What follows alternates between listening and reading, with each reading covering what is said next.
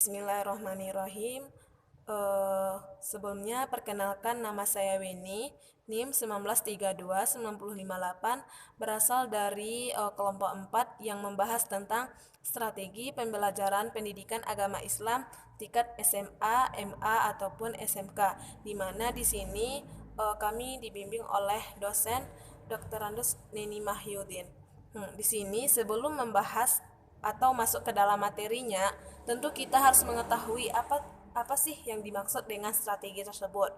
Strategi tersebut merupakan salah satu taktik atau cara yang kita gunakan untuk mencapai suatu tujuan, yang mana strategi ini berasal dari angkatan militer, yang mana angkatan militer ini menggunakan strategi untuk mencapai suatu sasaran atau mencapai suatu tujuannya. Begitu juga dengan pendidikan, tentu ada strategi yang dilakukan atau diterapkan dalam proses pembelajaran untuk terwujudnya suatu tujuan pendidikan, yang mana kita mengetahui bahwa tujuan pendidikan nasional sebagaimana yang tercantum dalam Undang-Undang Nomor 20 Tahun 2003, bahwasanya tujuan pendidikan nasional itu adalah terwujudnya atau dapat mengembangkan potensi yang ada pada diri peserta didik, sehingga peserta didik beriman dan bertakwa kepada Tuhan Yang Maha Esa,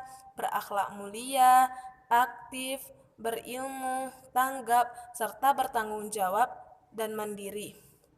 Nah, di sini, dari tujuan pendidikan nasional tersebut, tentunya ada strategi yang akan diterapkan guru dalam pembelajaran, terkhususnya nih pendidikan agama Islam, yang mewujudkan atau tujuan pendidikan agama Islam itu sendiri pada dasarnya adalah menciptakan peserta didik yang memiliki akhlak yang mulia.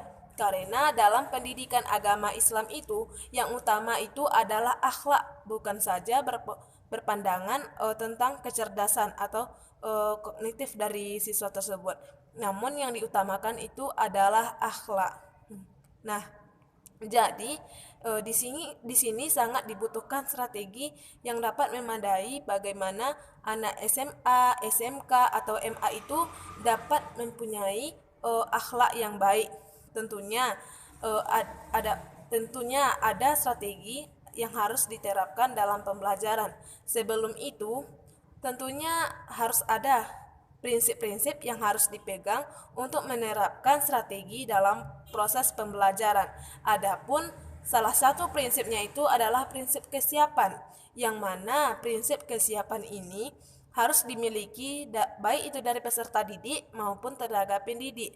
Persiapan yang harus dimiliki peserta didik itu sendiri seperti psikis, fisik, yang mana apabila fisik dan psikis peserta didik baik, maka hasil proses pembelajarannya ini akan berdampak.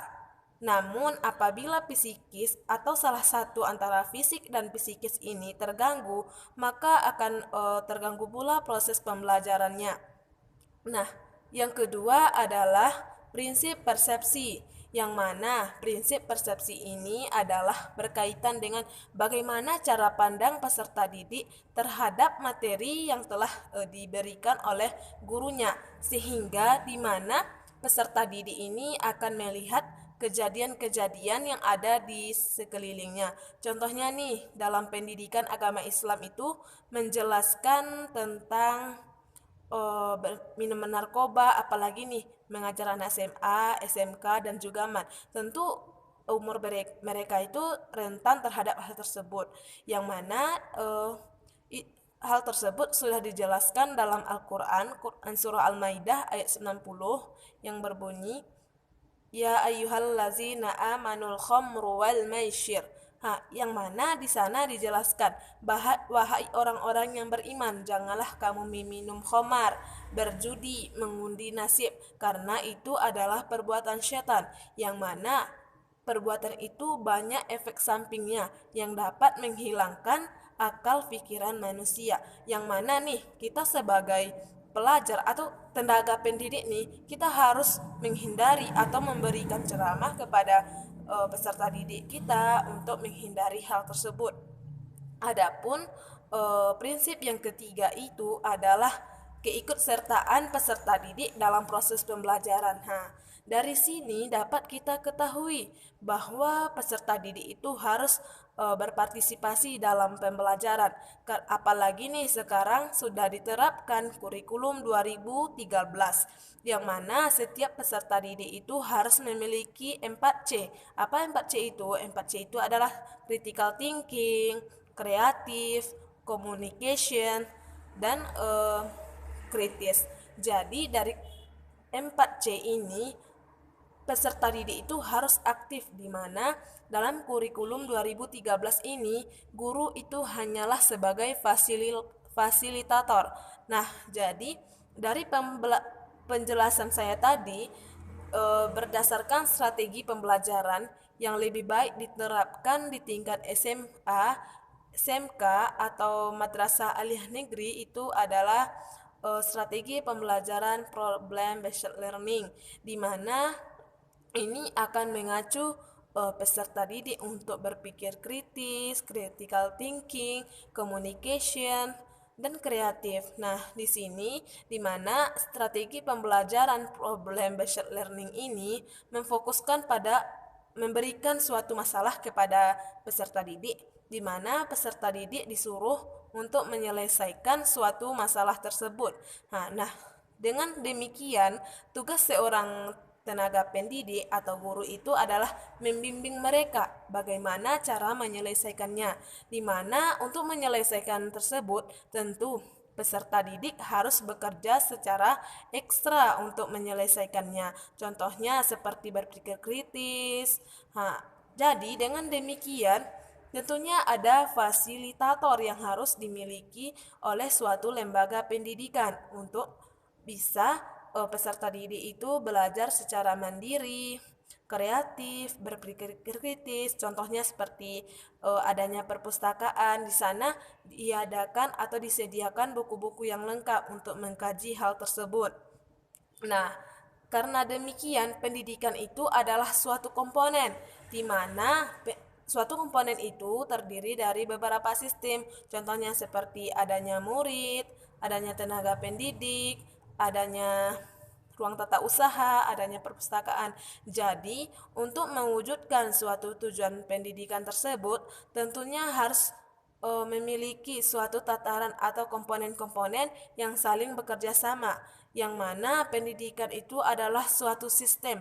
Jadi, suatu sistem itu ada beberapa komponen yang menggerakkannya. Jadi, dengan demikian sangat dibutuhkan setiap sistem ini bekerja sama untuk mencapai suatu tujuan pendidikan tersebut.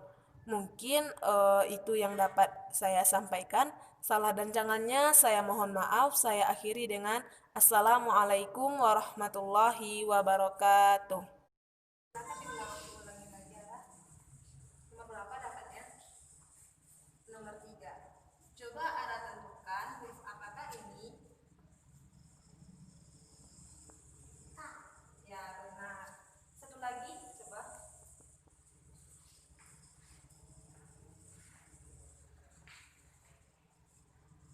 Nomor 9. Ya, ini. Huruf apakah ini?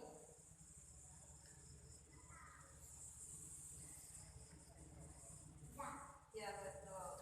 Duduk. Dari contoh praktek tadi, saya bertujuan untuk membantu peserta didik, khususnya nih apalagi anak TPA kan, bisa mengenal mana huruf hijaiyah, mana huruf A, mana huruf ya. Jadi dengan itu peserta didik itu bisa mengenal huruf hijaiyah. Bukan saja mereka tuh menghafal di luar kepalanya, namun mereka tuh belum mengenal manakah bentuk huruf ya, huruf ba, dan huruf ta. Mungkin dengan menggunakan media ini, peserta didik nantinya akan terbantu untuk mengenal huruf hijaiyah, bukan saja menghafal di luar kepalanya. Mungkin itu yang dapat saya sampaikan. Kalau ada salah dan jangannya, saya mohon maaf. Saya akhiri dengan Assalamualaikum warahmatullahi wabarakatuh. Bismillahirrahmanirrahim. Assalamualaikum warahmatullahi wabarakatuh. Waalaikumsalam warahmatullahi wabarakatuh.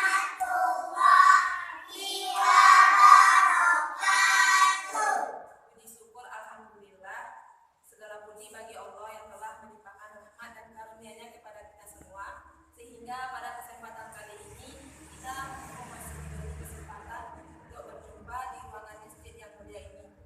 Baiklah, di sini aku akan menjelaskan tentang media pembelajaran PAI, khususnya materi tentang mengenal huruf hijaiyah pada anak atau peserta didik kelas 1, di mana di sini saya mengambil contoh di TPA atau TPI Pulau Sekodok yang berada di Kabupaten Pasaman.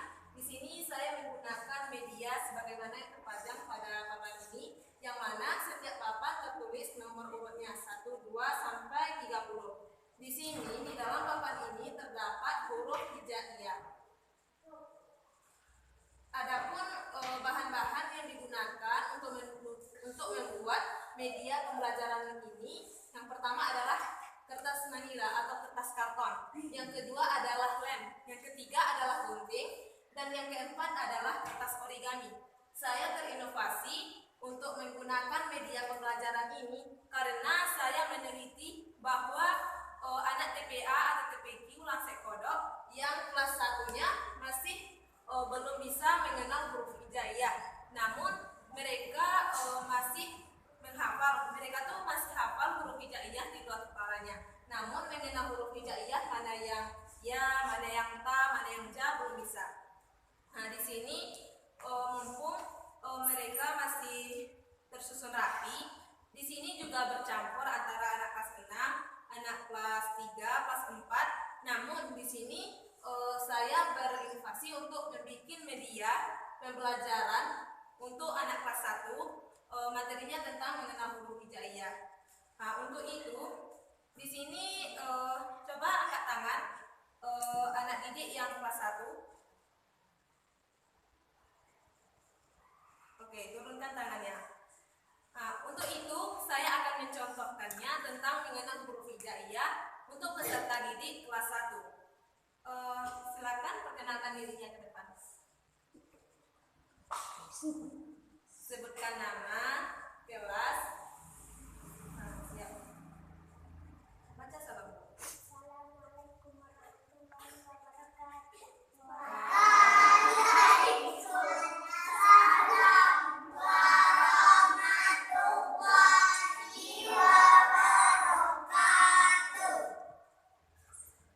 Perkenalkan namanya. Nama saya Rizka. Kurang keras suaranya. Perkenalkan. Nama saya Rizka. Kelas. 1. Sekolahnya di mana? Palembang. Kemudian coba bacakan huruf hijaiyah dari alif.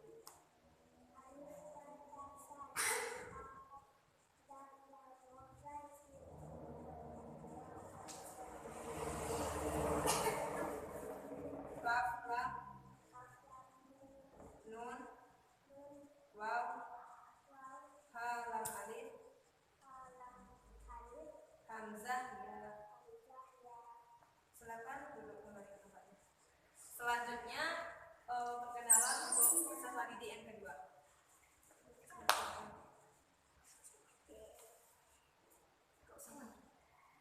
Ucapkan salam. Assalamualaikum warahmatullahi wabarakatuh. Perkenalkan nama, kelas. Perkenalkan nama saya Nabila. Kelas. 1 SD. Nah, silakan Nabila membacakan huruf hijaiyah dari alif. Keraskan suaranya dikit. Alif, ba, ta, sa, jim, ha, kha, dal, zal, ra, zai, sin, sa, dal, ta, za, alif, fa, kaf, lam, mim, nun, waw, ha, lam, alif, hamzah, ha. Ya, silakan. Selanjutnya diangkat silakan ada peserta didik yang kedua memperkenalkan diri ke depan. Silakan perkenalkan nama, kelas.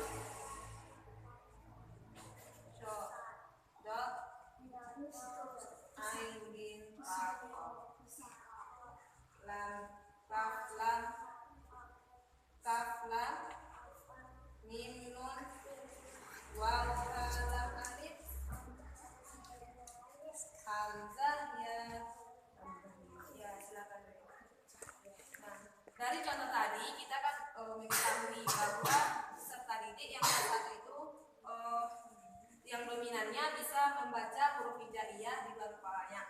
Namun coba kita lihat dengan menggunakan media ini, yang mana di setiap stempel ini ada nomornya dan di belakangnya ada huruf hijaiyah. Caranya yaitu dengan mengambil nomor lot, kemudian dilihat dan membuka nomornya, kemudian disuruh peserta didiknya untuk menyebutkan huruf apakah itu. Untuk contoh pertama, kita suruh kepada anak didik kita, Friska, silakan berdiri. Ambil salah satu nomor lot.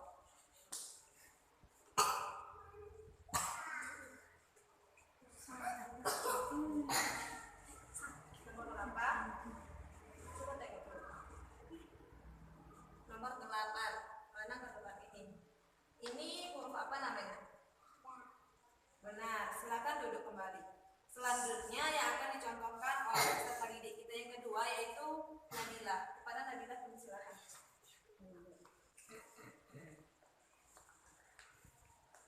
Nomor berapa Nabila? Nomor 1. Nomor 1 huruf apa nih? Ya, pintar dulu. Selanjutnya yang akan dicontohkan oleh peserta didik yang ketiga yaitu arah. Kepada arah kami silakan.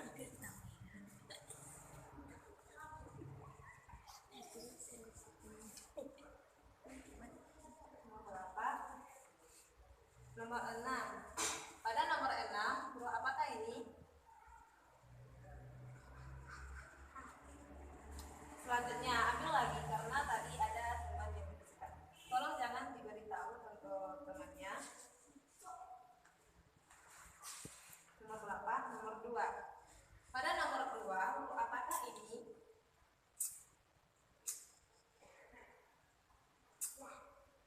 Ya, ulangi lagi, belum benar. Ambil.